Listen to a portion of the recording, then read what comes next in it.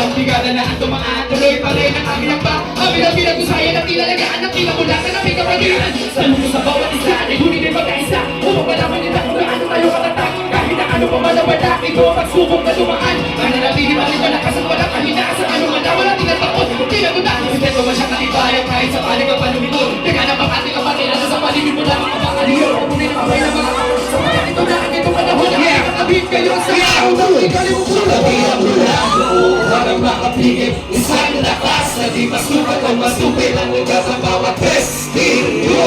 Tao ka masima, tao ka mapil. Napaghiram mo lang noon, walang makapigil. Isang lakas na di masukat o masupil ang lugar ng bawat prestigyo. Oh yeah!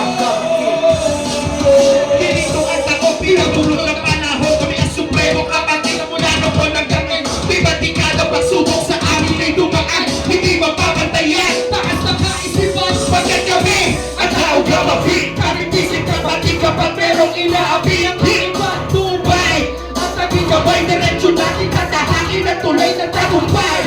Pagkakapatid, kahit tayo hindi magkakanubo, isa ang aral na sinusunod. Paniniwala ay buo, tayo ang angat at pinakamalakas sa lahat. Walang kaya kumigit ang hitarangin na si Basapak. Hilikod at mga mabuting layunin. Talino at galing na prestigyo para maging tungkol sa kanyang sa pagbabago. Isang malaking respeto, kapatid at pagsaludo.